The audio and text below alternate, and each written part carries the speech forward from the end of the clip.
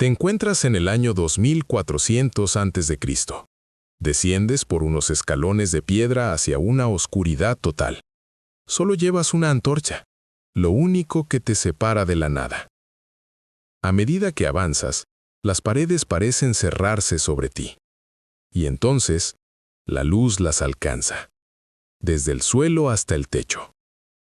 Observas cómo cada superficie está cubierta de jeroglíficos pintados en tonos azul verdosos, el color del cielo justo antes del amanecer. Estás dentro de la cámara funeraria del faraón Unas en Saqqara. Y lo que tienes frente a ti no es cualquier inscripción. Son los textos religiosos más antiguos jamás descubiertos en la tierra. Pero hay algo que te detiene en seco. Estas palabras no describen el mundo que conoces. Describen otro. Un mundo anterior al tuyo. Un tiempo previo a un gran diluvio. Una era que los egipcios llamaban Sep-Tepi, la primera vez. Cuando el egiptólogo Gastón Maspero entró por primera vez en esta cámara en 1880, encontró más de 700 fórmulas o enunciados cubriendo los muros. Hoy se conocen como los textos de las pirámides, fechados aproximadamente hacia el 2300 a.C. Más tarde, entre 1908 y 1910, el epigrafista Kurt Sethe elaboró la edición académica estándar que aún sigue siendo la referencia principal. No estás mirando simples decoraciones. Tampoco es arte ritual. Frente a ti hay instrucciones. Un sistema completo, casi como un manual operativo, diseñado para guiar a un faraón a través del más allá. Y mientras examinas cada sección, notas un concepto que se repite una y otra vez. Sep-Tepi. Ese primer tiempo. Una edad dorada en la que los dioses caminaban sobre la tierra, antes de que una gran inundación separara ese mundo del actual. Pero aquí es donde todo comienza a volverse extraño. En 1994, el investigador Robert Bauval, junto a Adrian Gilbert, publicaron The Orion Mystery. A través de cálculos astronómicos, Bauval demostró que las alineaciones de los conductos de las pirámides de Giza, junto con los mapas estelares presentes en los textos, describen el cielo sobre Egipto tal como se veía alrededor del año 10.500 a.C. Más de 8.000 años antes de que esos textos fueran grabados en piedra. Eso implica algo inquietante. Alguien en el 2300 a.C. estaba conservando el recuerdo de un cielo que pertenecía al 10.500 a.C. Observas las 3 pirámides de Giza reflejando con precisión las estrellas del cinturón de Orión, en un ángulo exacto que solo coincide con ese periodo concreto, y con ninguno otro. Eso no parece simbólico. Parece una coordenada. Y los textos lo respaldan. El enunciado 600 afirma explícitamente que la creación ocurrió antes de que existiera el cielo, antes de la tierra, incluso antes de la muerte. Esto sitúa a Sep-Tepi no en un tiempo mítico e indefinido, sino en una etapa anterior a la era geológica actual. Mientras profundizas más, descubres que en 1904, el egiptólogo E. A. Wallis Budge señaló que el concepto de la primera vez aparece en más de 40 enunciados distintos, siempre vinculado a un caos acuático previo a la creación ordenada. Pero la historia no termina ahí. Siglos después, los textos de construcción de Edfu, grabados alrededor del 237 a.C. en el templo de Horus, amplían aún más este relato. La investigadora Eve E. Raymond identificó en 1969 que estos escritos describen una isla primordial que fue sumergida por una gran inundación, acabando con sus habitantes divinos. La misma tradición, la misma catástrofe, solo expresada de otra forma, siglos más tarde. Entonces aparece otro detalle intrigante: el Canon Real de Turín. Este documento recoge una lista de reyes egipcios, incluyendo a los Shemsu-Hor, los llamados seguidores de Horus, una raza semidivina que, según el registro, gobernó Egipto durante decenas de miles de años antes del inicio de los faraones. Y lo más llamativo es que sus reinados están anotados con cifras concretas, no como vagos periodos míticos. Ese tipo de precisión se parece más a un archivo administrativo que a una leyenda. La explicación convencional resulta elegante.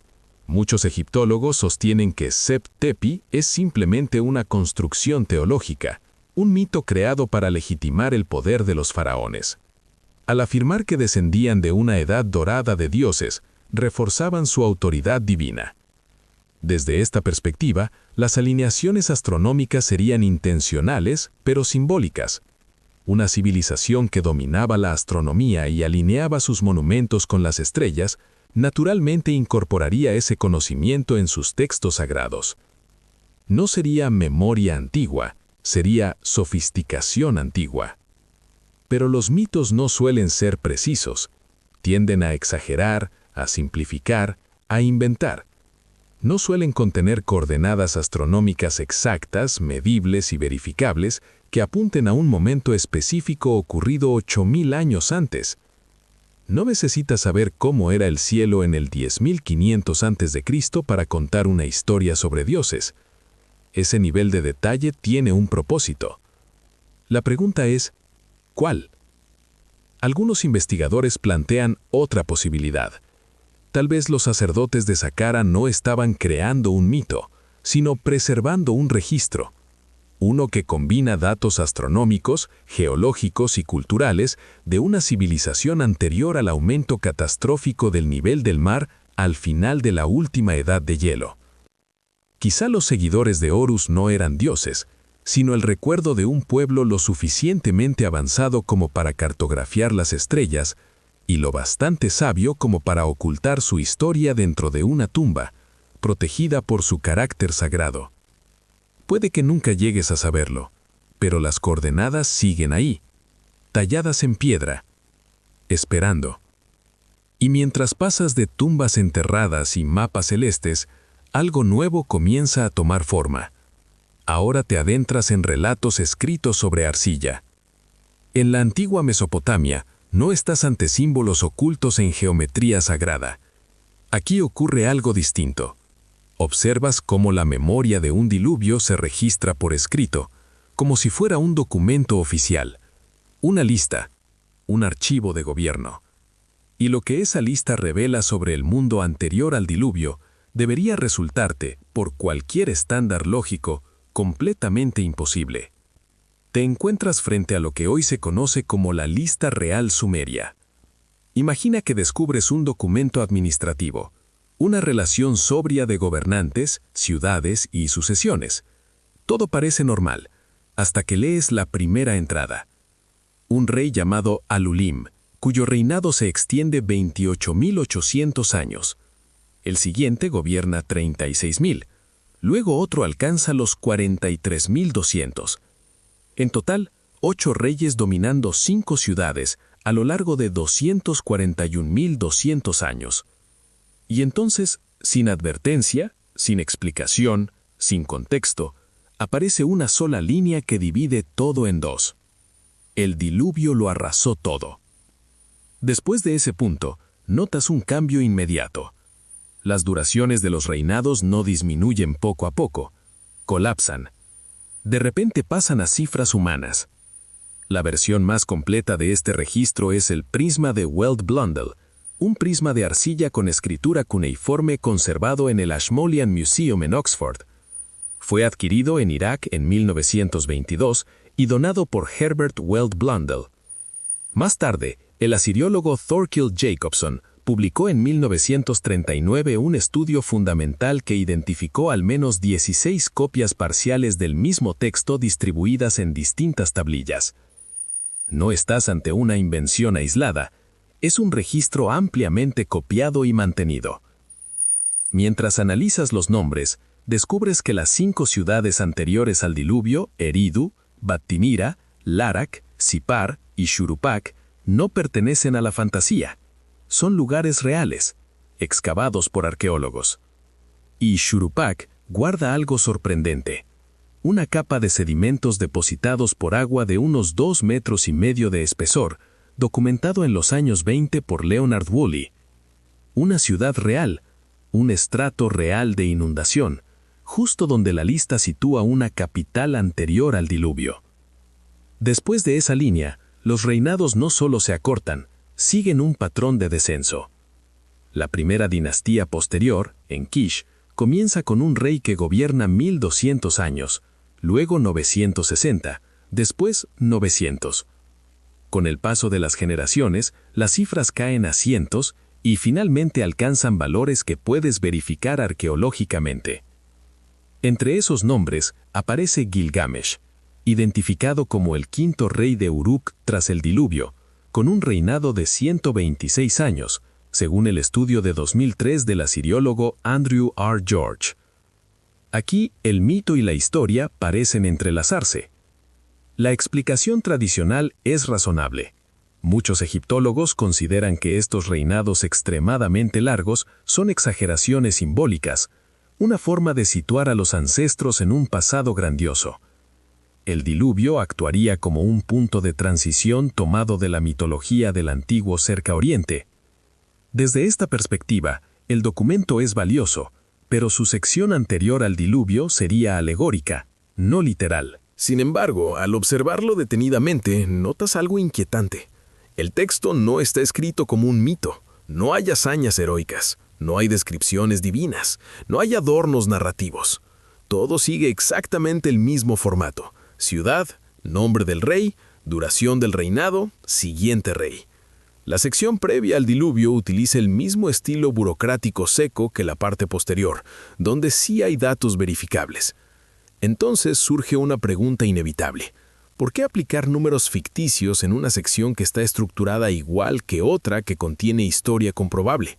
Y más aún, ¿por qué la disminución de los reinados sigue una curva que parece un proceso de normalización progresiva más que un símbolo religioso?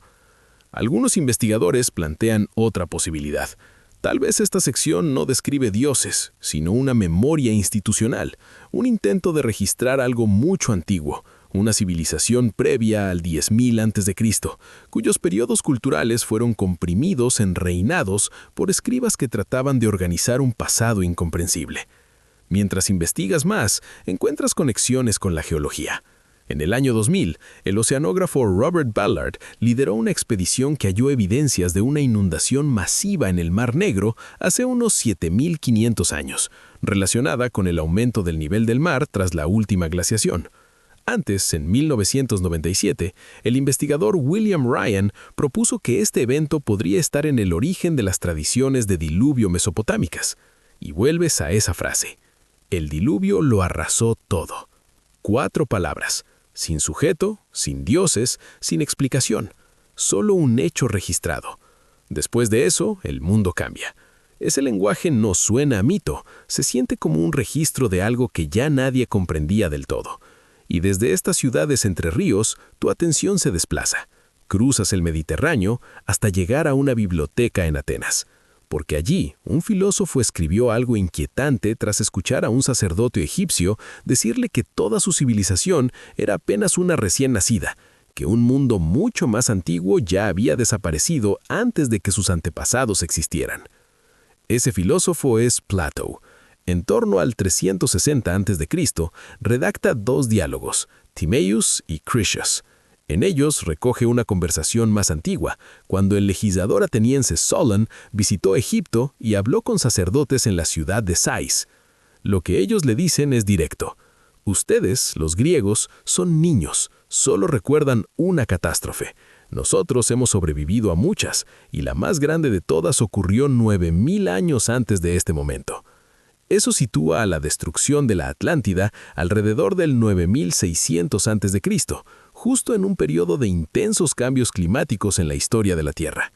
Observas cómo Platón describe a la Atlántida con precisión técnica, una isla central de unos 900 metros de diámetro rodeada por anillos alternos de tierra y agua, un templo cubierto de oricalco, un metal casi tan valioso como el oro, un ejército compuesto por 1.200 naves, 10.000 carros y 600.000 soldados.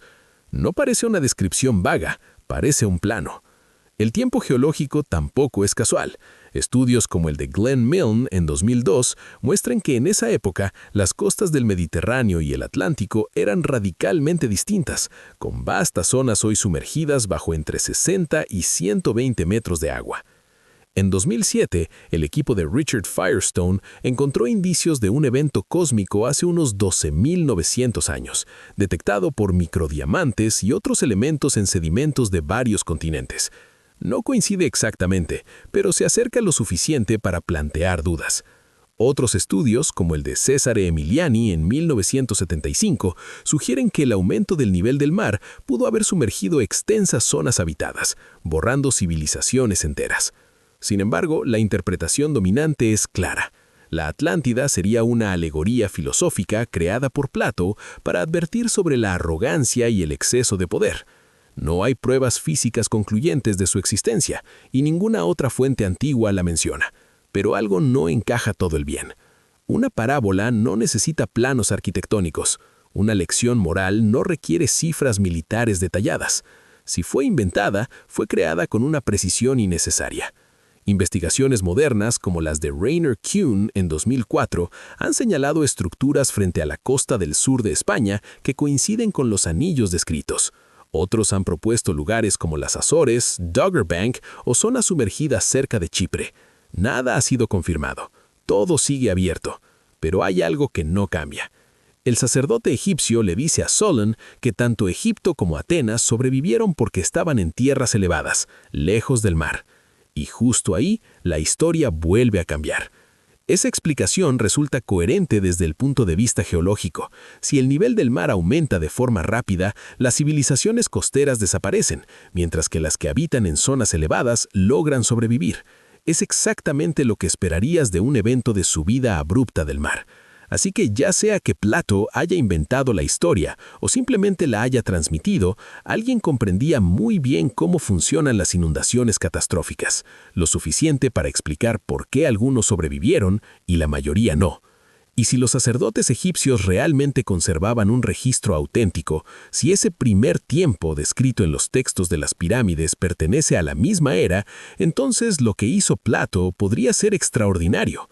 Tal vez logró preservar, en forma de diálogo filosófico, la memoria institucional más antigua del colapso de una gran civilización, oculta a plena vista. Pero mientras en su relato la desgracia llega desde el mar, en la antigua Persia ocurre algo distinto. Allí la advertencia no viene del agua, viene del cielo, y la instrucción no es construir un barco, es construir algo bajo tierra y hacerlo antes de que el cielo caiga. Te adentras ahora en los textos del Bunda-Hishin y el relato de Yima. Piensa en esto. Casi todas las culturas que conoces hablan de arcas. Noah construye una. Utnapishtim también. Manu hace lo mismo. Pero el dios zoroastriano Ahura Mazda no da esa orden. A su elegido, Yima, le indica algo completamente diferente. Construir una fortaleza subterránea. Y no es una idea vaga. Las instrucciones son precisas.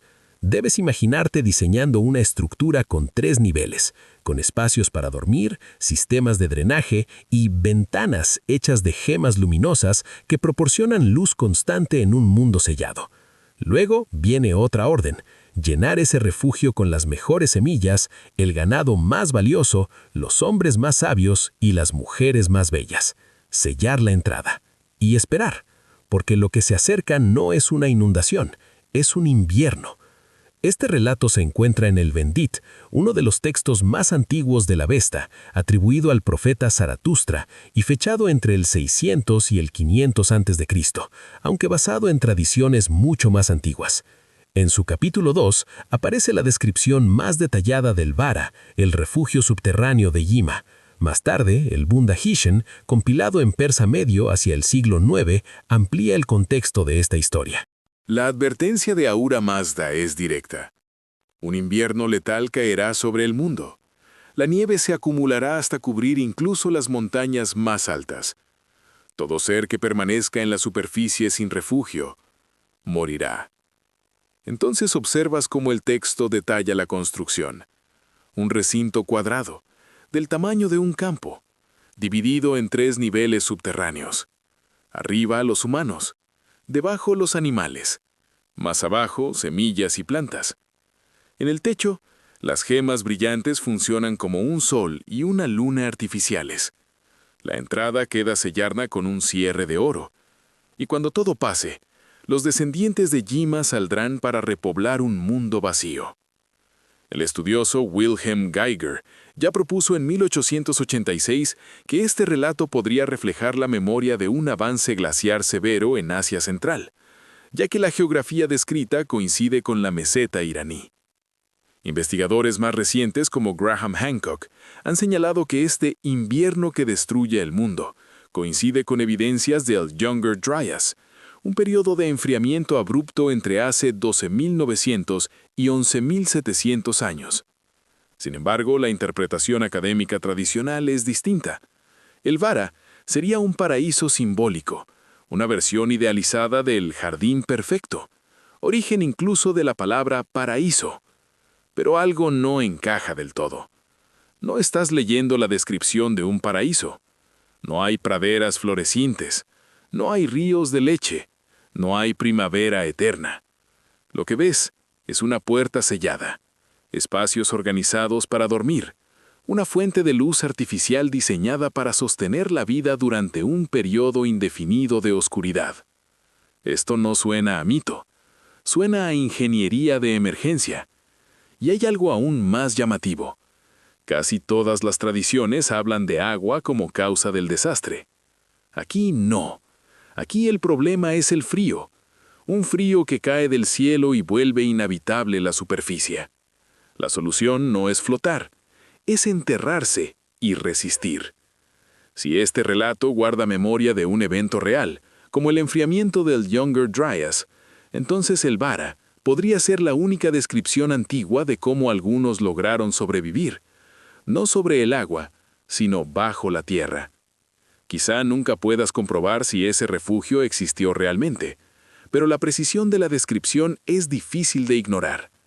Alguien en la antigua Persia recordaba un invierno que puso fin al mundo, y lo recordaba con un nivel de detalle inquietante, exactamente el tipo de detalle que necesitarías para sobrevivirlo. Y desde estos refugios subterráneos, tu viaje continúa. Cruzas ahora el Atlántico hasta las selvas de las tierras altas de Guatemala, porque los mayas quiché no recordaron una sola catástrofe, recordaron 3, y fueron extremadamente precisos con ese número. Te adentras en el Popol Vuh. La mayoría de las culturas hablan de un solo fin del mundo, un diluvio, un colapso, un reinicio. Pero aquí observas algo diferente. 3 destrucciones, y no son descuidadas ni repetitivas. Cada una ocurre de forma distinta, cada una utiliza un mecanismo diferente, cada una deja sobrevivientes distintos, y cada una es más completa que la anterior, como si aquello que destruye el mundo estuviera perfeccionando su método. El Popol Vuh, cuyo nombre significa Libro del Consejo o Libro de la Comunidad, fue transcrito en alfabeto latino poco después de la conquista española, entre 1554 y 1558, a partir de un original jeroglífico perdido. Fue redescubierto alrededor de 1702 por el fraile Francisco Jiménez, quien realizó la primera traducción a español. La edición académica moderna más influyente es la de Dennis Tedlock, publicada en 1985 y revisada en 1996, con apoyo de guardianes de la tradición oral quiché. Ahora, observas las 3 destrucciones. Primero, los humanos hechos de barro. Cuando llegan las lluvias, simplemente se disuelven. No pueden sobrevivir al agua. Luego, los humanos de madera. Estos sí enfrentan un gran diluvio, pero aquí ocurre algo único. No solo se ahogan, sus propias herramientas se vuelven contra ellos. Las piedras de moler, los hogares, los perros, incluso los utensilios que usaban, todo se levanta y los ataca mientras el agua asciende. Intentas imaginarlo. Los sobrevivientes trepan a los árboles, pero los árboles los sacuden y los arrojan. Suben a los techos, pero las casas colapsan. Después aparece otro grupo, similar pero distinto, y es destruido por el fuego. Lo que queda de esa humanidad termina transformándose en monos. Finalmente, surge la humanidad actual, creada a partir del maíz.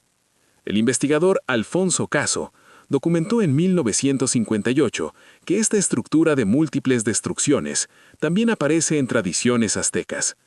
Y mientras observas este patrón repetirse, empiezas a notar algo inquietante. No es una sola memoria, son muchas, distintas culturas, distintos continentes, pero todas parecen apuntar hacia algo mucho más antiguo.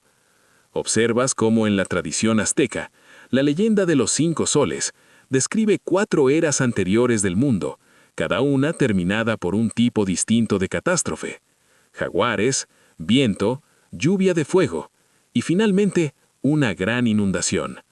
Después de esas destrucciones surge el 5.º sol, el actual, que necesita sacrificios humanos para mantenerse. El patrón es imposible de ignorar.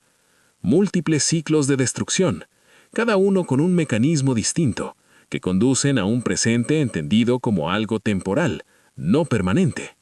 Mientras avanzas, encuentras un eco similar en la tradición hindú. El Bhagavata Purana describe 4 yugas, o edas del mundo, que se suceden en un ciclo descendente. Cada una termina en una disolución, llamada pralaya, tras la cual todo vuelve a comenzar. 3 civilizaciones distintas, 3 continentes diferentes, y sin embargo, todas llegan a la misma estructura fundamental. No un solo fin del mundo, sino varios, en secuencia. La interpretación académica es clara. Esto representa una cosmología cíclica, una forma de entender el tiempo como un patrón repetitivo de creación y destrucción. Desde ese punto de vista, las catástrofes no son recuerdos históricos, sino ideas teológicas que reflejan la imperfección de las primeras creaciones humanas. Y las similitudes entre culturas se explicarían por algo más simple: la tendencia humana a pensar en ciclos cuando se enfrenta a la impermanencia. Es filosofía, no historia oculta. Pero al observar con más atención el Popol Vuh, notas algo distinto. Las descripciones no son abstractas. Las herramientas que se revelan, las piedras de moler que se levantan, los perros que acusan a los humanos de su crueldad. Esto no suena a simbolismo puro. Se siente como un recuerdo traumático, organizado con el tiempo en forma de mito. El investigador Paul Laviolette propuso en 1997 que eventos cíclicos de radiación cósmica podrían haber provocado múltiples alteraciones climáticas hace aproximadamente 12.000, 16.000 y 20.000 años. Eso colocaría 3 grandes catástrofes dentro del mismo marco temporal que describe la estructura del relato. Y hay algo más. La evidencia geológica confirma que entre el 20.000 y 10.000 años antes de Cristo ocurrieron al menos 3 grandes eventos climáticos distintos: el máximo glacial, el calentamiento Bowling-Gallardon y el colapso del Younger Dryas. 3 eventos, 3 mecanismos diferentes, 3 experiencias de supervivencia distintas. Entonces surge la duda: ¿y si los mayas quiché no estaban inventando una teología, sino condensando una memoria transmitida durante milenios? Una memoria de un mundo que ya había terminado varias veces antes del actual. Desde estos ciclos, tu atención cambia nuevamente. Ahora no estás ante repeticiones, sino ante algo concreto, un objeto, algo que tiene nombre y que, según el relato, regresa. Te adentras en los textos conocidos como la Kolbrin Bible y la figura del destructor. Allí encuentras una descripción inquietante. Los antiguos egipcios lo llamaban el terrible. Lo describían como un gran cuerpo celeste visible en el cielo, arrastrando una cola de luz rojiza. Cuando se acercaba a la tierra, algo imposible ocurría. Los océanos abandonaban sus lechos. Polvo rojo caía durante días. El cielo adquiría el color de la sangre. Luego venía la oscuridad, y tras su paso, las civilizaciones desaparecían. Es un nivel de detalle que rara vez aparece en la mitología antigua. La Kolbrin Bible es una colección de textos, 6 atribuidos a origen egipcio y 5 a tradición celta, supuestamente preservados en Glastonbury Abbey, tras un incendio en el año 1184. Los manuscritos habrían sido copiados por monjes y transmitidos durante siglos, hasta que ediciones modernas fueron publicadas en Nueva Zelanda en la década de 1990. Pero hay un problema importante. Su procedencia no está verificada. No existe evidencia independiente que confirme su presencia en la abadía en época medieval, por lo que muchos historiadores la consideran con cautela. Aún así, ciertos pasajes, especialmente en el libro de los manuscritos y el libro de las recopilaciones, contienen descripciones físicas y astronómicas muy específicas de un fenómeno recurrente. El investigador Marshall Masters analizó estos textos en 2006 e identificó 14 características que coinciden con el comportamiento de un gran cometa u objeto en órbita elíptica. Ahora observas los detalles. El objeto pasa entre la Tierra y el Sol, cubriendo una parte del cielo con un resplandor rojizo. Antes de su llegada, cae polvo rojo que contamina el agua. Los océanos no suben por lluvia, se desplazan lateralmente, como si fueran arrastrados por una fuerza gravitacional. Luego vienen 3 días de oscuridad casi total, y después la luz regresa lentamente. No se presenta como un evento único. El texto insiste, ya ocurrió antes y volverá a ocurrir. En 2007, el equipo de Richard Firestone publicó evidencias de un posible impacto o explosión cósmica hace unos 12.900 años, lo que hoy se conoce como el evento límite del Younger Dryas. Se encontraron nanodiamantes, metales del grupo del platino y otras señales en sedimentos de múltiples regiones. Más tarde, en 2018, un estudio dirigido por Waldach identificó ese mismo periodo como el mayor episodio de quema de biomasa en los últimos 125.000 años. Así que, como mínimo, estás ante 2 cosas que describen el mismo tipo de fenómeno. Sin embargo, la objeción principal sigue siendo válida. Si la Culbrine Bible no es auténtica, su precisión podría deberse a reinterpretaciones posteriores o coincidencias. Quizás sus descripciones se construyeron a partir de relatos bíblicos, observaciones de cometas o tradiciones populares. Pero hay un detalle que la distingue claramente. No describe una inundación causada por lluvia, describe algo diferente.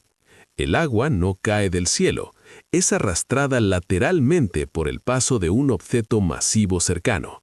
Eso no es una imagen simbólica común, es una descripción físicamente coherente de una alteración de mareas provocada por un cuerpo celeste en proximidad. Y justo ahí, vuelves a notar el patrón. No solo distintas culturas recordando un desastre, sino distintas culturas describiendo mecanismos distintos, como si cada una hubiera presenciado algo ligeramente diferente del mismo fenómeno. Esa descripción no aparece en el Éxodo, ni en la epopeya de Epic of Gilgamesh, ni en textos astronómicos clásicos, ni en fuentes europeas medievales. Lo que tienes frente a ti es algo distinto. Una explicación que implicaría comprender, al menos de forma básica, cómo funcionan las fuerzas gravitacionales. Y eso no es fácil de descartar. Así que te detienes a pensar. Algo llegó, y cada civilización que logró sobrevivir cambió para siempre. Al menos una de ellas aparentemente dejó constancia escrita de lo que vio en el cielo. Y desde esos cielos antiguos, tu atención se desplaza ahora hacia otro lugar.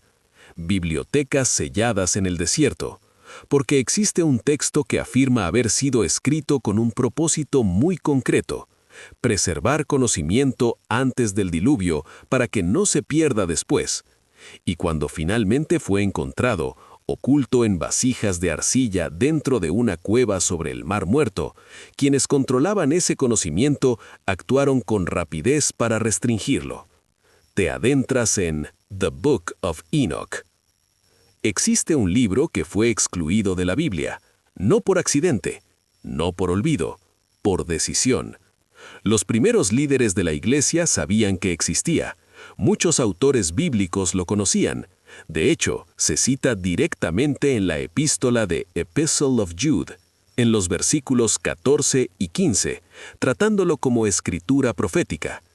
Pero en algún momento, entre el siglo I y IV después de Cristo, se determinó que su contenido era demasiado explícito, demasiado incómodo, porque en él se hablaba del mundo antes del diluvio, de las razones de esa catástrofe y de lo que vendría después.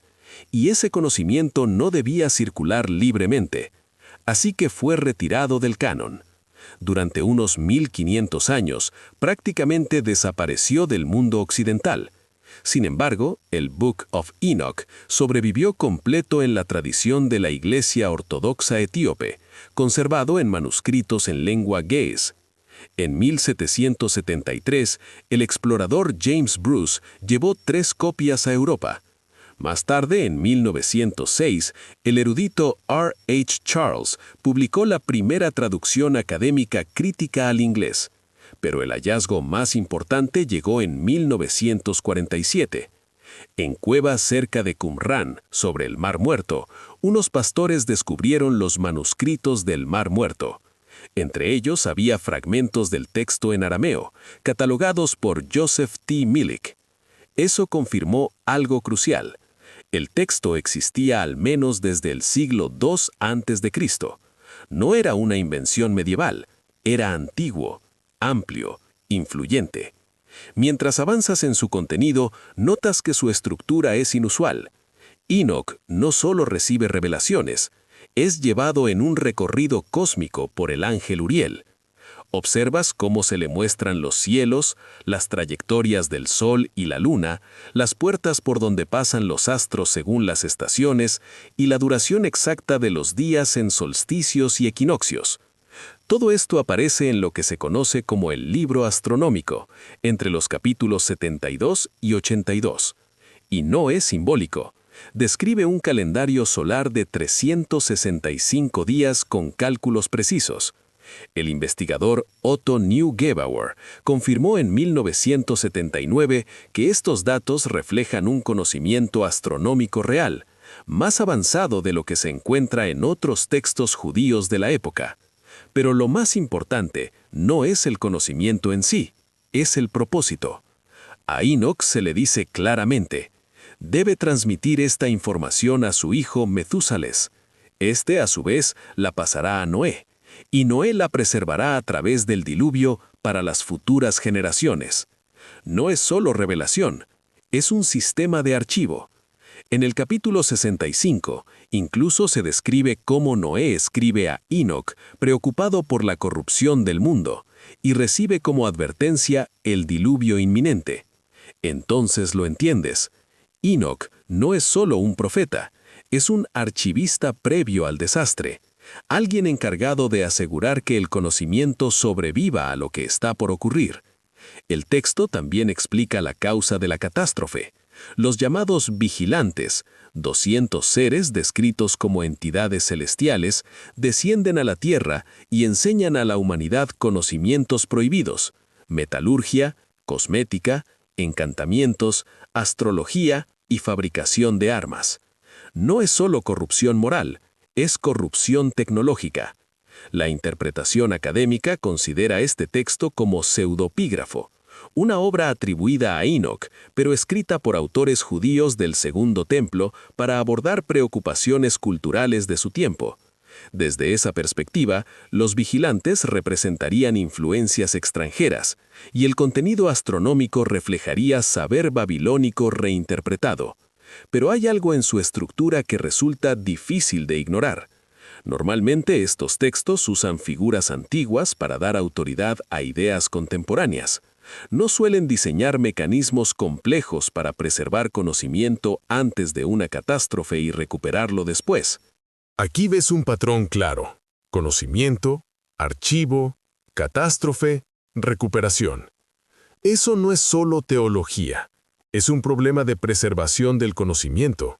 Alguien, en algún momento, pensó seriamente en qué ocurre con la información cuando una civilización colapsa, y diseñó una solución. La pregunta es inevitable: ¿qué conocimiento consideraban tan importante que debía sobrevivir a cualquier desastre? Desde estas cuevas en Judea, tu viaje continúa hacia el norte y el oeste, hacia los inviernos largos y oscuros de Islandia, porque allí los poetas nórdicos dicen algo que otras tradiciones solo insinúan. Ellos lo afirman directamente. El mundo ya terminó antes.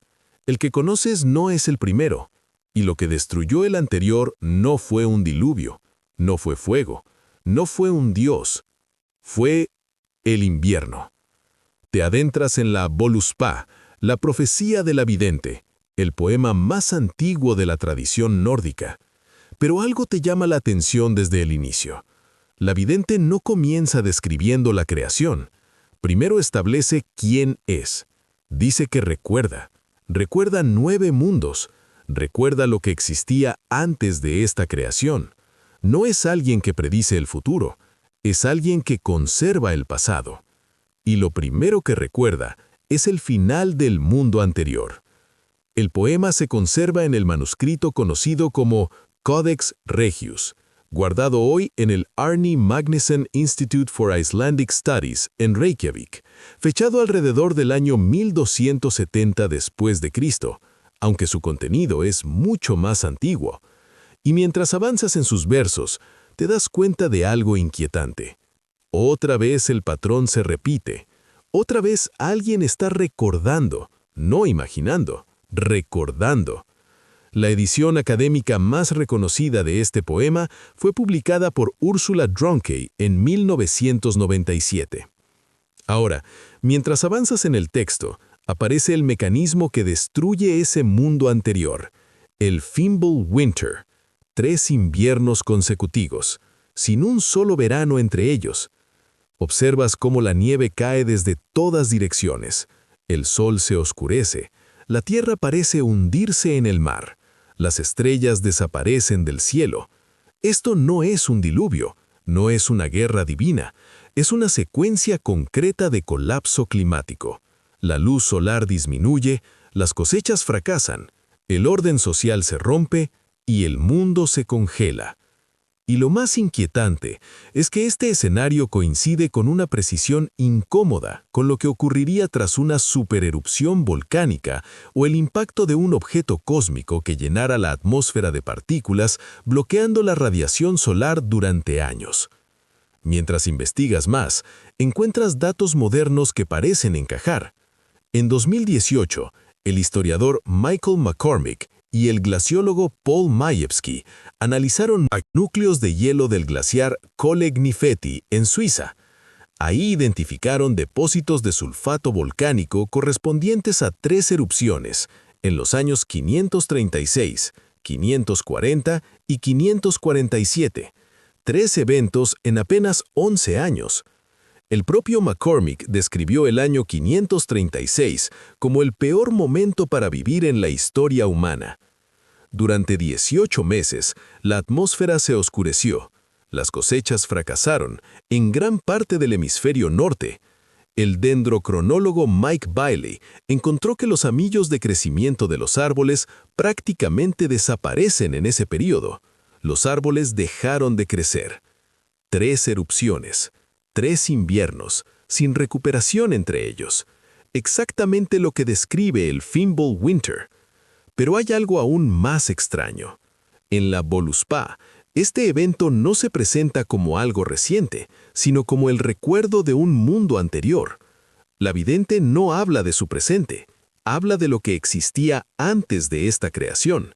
Eso deja 2 posibilidades. O el autor mezcló un desastre histórico relativamente reciente con una narrativa mítica, o ese evento fue interpretado como una repetición de algo mucho más antiguo, porque ambos se parecían lo suficiente como para fusionarse en una sola memoria. La interpretación académica es clara. El Fimbulwinter sería un motivo apocalíptico típico de las tradiciones indoeuropeas. El marco de mundo anterior serviría para reforzar la autoridad de la vidente, y el motivo de los 3 inviernos sería simbólico, no histórico. Pero hay un detalle difícil de ignorar. Cuando comparas esta tradición con la del Bunda Hishn, que ya has visto, encuentras algo sorprendente. Dos culturas completamente distintas, sin conexión directa, describiendo un final del mundo causado por el frío, no por el agua. La mayoría de las civilizaciones recuerdan inundaciones. Estas recuerdan inviernos. O bien ambas reflejan la misma realidad climática, o están conservando, por caminos diferentes, un mismo recuerdo original. La vidente en la Voluspa afirma que recuerda lo que ocurrió antes, no dice que lo haya inventado. Y el registro geológico del hemisferio norte entre 12.900 y 11.700 a.C. muestra precisamente un evento de enfriamiento abrupto, el Younger Dryas, un período que para cualquier superviviente podría sentirse exactamente como eso, 3 inviernos sin verano. Desde este norte congelado, tu recorrido cambia una vez más. Ahora regresas al Nilo, pero aquí no encuentras poesía, ni símbolos, ni mitología. Lo que tienes frente a ti es un documento burocrático, un informe, algo que se lee como el testimonio de alguien que vio el colapso con sus propios ojos. Te enfrentas al Ipuwer Papyrus. No hay marco mitológico, ni hay dioses dando órdenes, ni hay promesa de restauración. Lo que lees parece una queja formal escrita tras el derrumbe total de una civilización. Un hombre llamado Ipuwer describe lo que ocurre y exige respuestas que nunca llegan. Y lo que relata coincide línea por línea con las 10 plagas del relato bíblico, con una diferencia crucial: fue escrito antes. Este documento, conocido como Papiro Leiden 344, mide más de 3 metros de largo y se conserva en el Rijksmuseum de Oudheden en los Países Bajos. Fue adquirido en 1828 por el comerciante Giovanni Anastasi. Más tarde, en 1909, el egiptólogo Alan Gardiner publicó la traducción académica que sigue siendo referencia. Ahora observas los detalles que describe el texto. El río es sangre. Si alguien bebe de él, lo rechaza. No puede saciar su sed. Gardiner interpretó esto como posible evidencia de proliferación de algas tóxicas o contaminación del Nilo por sedimentos rojizos tras un evento geológico o atmosférico extremo. Algo que podría ocurrir tras una erupción volcánica o un impacto. Pero no es lo único. El texto habla de plagas extendiéndose por la tierra, ganado muriendo en los campos, fuego elevándose hacia el cielo, el sol oscurecido, impidiendo ver. Y quizá lo más impactante, el colapso total del orden social. Los pobres toman la riqueza de los poderosos. Los ricos caen en la miseria. Todo se invierte. También menciona la llegada de extranjeros que aprovechan el caos para invadir. Y en todo momento, el autor se dirige a una autoridad que no responde. El gran misterio es cuándo ocurrió todo esto. La egiptóloga Barbara Bell propuso en 1971 que podría estar relacionado con el colapso del Imperio Antiguo, alrededor del 2200-2100 a.C., causado por una prolongada falla del Nilo. Otra posibilidad apunta a la erupción de Tera, cuya datación fue revisada en 2006 por Stuart Manning, situándola entre 1600 y 1627 a.C. Fue una de las erupciones más poderosas de los últimos 4000 años. Sus efectos, ceniza, lluvias ácidas, oscurecimiento atmosférico, encajan con lo descrito en el papiro. La interpretación académica sostiene que este texto pertenece a un género literario egipcio que describe el caos social como recurso retórico para resaltar la importancia del buen gobierno. Desde esa perspectiva, las catástrofes serían imágenes simbólicas del desorden, y las similitudes con el relato del Éxodo se explicarían porque ambos textos utilizan un mismo lenguaje cultural del desastre. Pero al leerlo directamente, no parece una alegoría, parece un informe.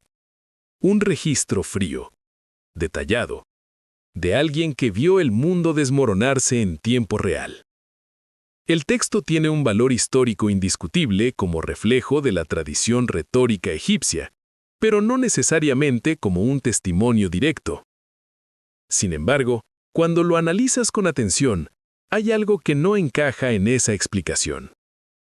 Las descripciones físicas son demasiado concretas. En la literatura egipcia, el caos retórico suele expresarse mediante ideas abstractas. El humilde que asciende, el justo que es ignorado. Pero aquí observas algo distinto. Se describe el Nilo cambiando de color, el cielo bloqueando la luz del sol, el ganado muriendo en los campos por una plaga sin nombre. Eso no son metáforas, son fenómenos reales. Y los fenómenos reales tienen causas. Entonces aparece otro detalle que cambia todo. El texto no menciona ningún dios. No hay nombres divinos. No hay explicación teológica. Solo un hecho. Algo ocurrió. Y según Ipuwer, fue catastrófico. Y nadie en el poder supo explicar por qué. Mientras profundizas más, surge una interpretación controvertida. En 1952, Immanuel Velikovsky propuso en su obra Ages in Chaos que el relato del Ipuwer Papyrus y el del Éxodo describen el mismo evento histórico, pero desplazado en la cronología tradicional. La Academia rechazó en gran medida esta reconstrucción, pero hay algo que no ha podido descartarse del todo. Los paralelismos entre ambos textos existen y siguen sin tener una explicación definitiva. El papiro, además, termina incompleto. Las últimas columnas están demasiado dañadas. No sabes cómo concluye. No sabes qué solución propuso. No sabes qué entendió realmente sobre lo ocurrido. Solo queda la descripción del colapso y el silencio sobre su causa. Pero la historia no termina ahí. Desde las orillas del Nilo, avanzas hacia un nuevo escenario. El techo del mundo. Aquí no encuentras un relato del pasado ni una advertencia futura. Lo que aparece ante ti es algo diferente. Un sistema. Un proceso. Una secuencia detallada de cómo los mundos llegan a su fin. Y el primer signo, el primer aviso, es inquietante. Un segundo sol aparece en el cielo. Te encuentras ahora frente al Kangyur y la doctrina de los 7 soles. A diferencia de los otros textos, este no solo recuerda una destrucción, te explica por qué ocurre. Y lo hace con una estructura casi matemática. Un conteo. Un proceso paso a paso. Observas cómo comienza todo. Primero aparece un segundo sol. Con 2 soles, los ríos pequeños empiezan a secarse. Luego surge un tercer sol. Los grandes ríos como el Ganges, el Indo y el Brahmaputra comienzan a desaparecer. Con un cuarto sol, los océanos retroceden. Con el quinto, se evaporan por completo. Con el sexto, la superficie terrestre empieza a emitir humo. Y cuando el séptimo sol arde en el cielo, el planeta entero se incendia. El mundo termina. Después, tras un tiempo indefinido, todo comienza de nuevo. Lo que acabas de observar no es una metáfora simple. Es una secuencia física precisa. La pérdida progresiva del agua del planeta bajo un aumento constante de energía solar. Exactamente lo que la astrofísica moderna predice. Los científicos afirman que en aproximadamente 1 o 2 millones de años, el Sol entrará en una fase de expansión hacia gigante roja, incrementando su luminosidad hasta evaporar los océanos de la Tierra. El astrofísico Klaus-Peter Schroeder y el astrónomo Robert Connon Smith documentaron este proceso en 2008, describiendo una secuencia que coincide de forma sorprendente con la de los 7 soles. Pero no es solo el mecanismo. También está el tiempo. El estudioso Vasubandhu, en el Abhidharmakosha, establece que cada ciclo del mundo, cada Mahakalpa, dura aproximadamente 4.32 millones de años. La ciencia moderna estima la edad de la Tierra en unos 4.54 millones de años y calcula que al Sol le quedan cerca de 5 millones antes de transformarse. No son cifras idénticas, pero están en el mismo orden de magnitud. Y eso es lo extraño. Las culturas antiguas, sin instrumentos científicos, solían hablar de miles o decenas de miles de años, no de miles de millones. La interpretación académica sostiene que todo esto es simbólico, una herramienta contemplativa dentro del budismo para reflexionar sobre la impermanencia. Los números enormes serían una forma filosófica de representar lo inconmensurable, y la secuencia de los 7 soles sería poesía escatológica, no ciencia. Pero aquí surge una pregunta inevitable. La poesía no necesita precisión física. Puedes imaginar el fin del mundo con fuego, agua, oscuridad o dioses. No necesitas describir paso a paso cómo la radiación solar elimina primero los ríos, luego los océanos, después la humedad superficial, hasta llegar a la incineración total. Ese nivel de detalle tiene 2 posibles causas: una coincidencia extraordinaria o una fuente de conocimiento que comprendía la evolución estelar de una forma que aún no logramos explicar del todo. Y hay algo más. Esta tradición surge en aislamiento. El Kangyur proviene de un contexto monástico del Himalaya, sin contacto documentado con Mesopotamia, Egipto, el mundo celta o Mesoamérica. Y aún así, llega a la misma conclusión. Fundamental. Este mundo no es el primero. Y tampoco será el último. Pero a diferencia de todos los demás textos que has visto, este no solo te dice que el mundo termina, te muestra cómo. Y ahí lo tienes. Estos 10 textos, de civilizaciones separadas por tiempo, espacio y lengua, muestran un patrón que no puede ignorarse. No se trata solo de religión o de mitología común. Todos registraron un mismo hecho. Un mundo anterior terminó, y ellos sobrevivieron a contarlo. Cada escritura, cada soporte, cada detalle, refleja una decisión consciente de preservar memoria frente al olvido. Si te quedaste hasta aquí, es momento de unirte al canal.